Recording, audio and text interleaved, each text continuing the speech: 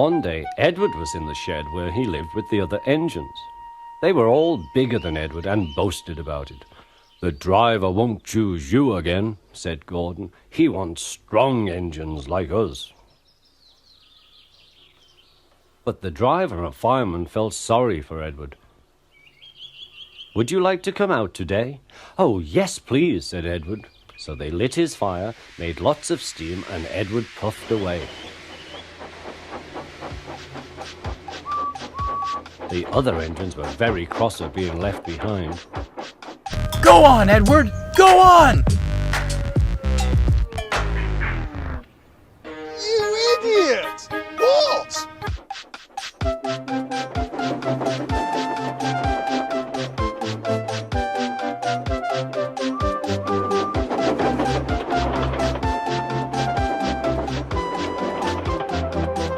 Edward worked hard all day.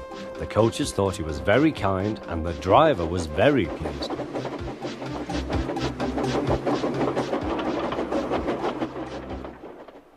"I'm going out again tomorrow," Edward told the other engines that night. "What do you think of that?"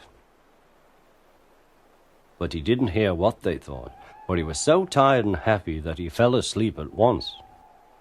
Next morning, Edward woke up to find nothing had changed. Gordon was still boasting. "You watch me, little Edward, as I rush through with the express. That will be a splendid sight for you. Goodbye, little Edward. Look out for me this afternoon."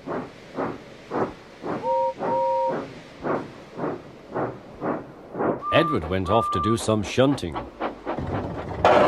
Edward liked shunting. It was fun playing with trucks. He would come up quietly and give them a push. Then he would stop and the silly trucks would go bump into each other. "Oh!" they cried. "Whatever is happening?"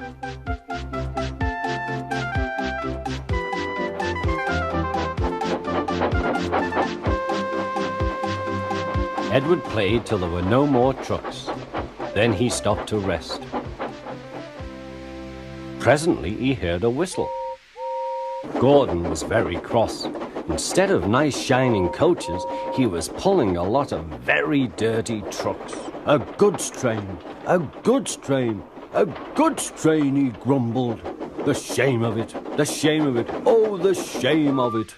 Edward laughed and went to find some more trucks. Then there was trouble. "Gordon can't get up the hill," the porter called to Edward's driver. "Will you take Edward and push him, please?" They found Gordon halfway up and very cross. His driver and fireman were talking to him severely. "You're not trying." "I can't do it," said Gordon. "The noisy trucks hold an engine back so." Edward's driver came up. "We've come to push." "No use at all," said Gordon. "You wait and see," replied Edward's driver. They brought the train back to the bottom of the hill.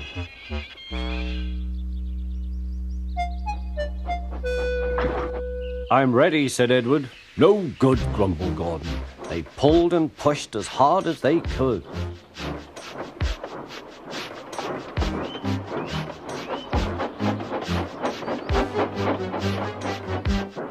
"I can't do it, I can't do it, I can't do it," puffed Gordon. "I will do it, I will do it, I will do it," puffed Edward. Edward pushed and puffed and puffed and pushed as hard as ever he could. And almost before he realized it, Gordon found himself at the top of the hill. "I've done it, I've done it, I've done it," he said proudly. He forgot all about Edward and didn't wait to say thank you. Edward was left out of breath and far behind. He ran on to the next station, and there he found that the driver and fireman were very pleased with him. The fireman gave him a nice long drink, and the driver said, "I'll get out my paint tomorrow and give you a beautiful coat of blue with red stripes. Then you'll be the smartest engine in the shed."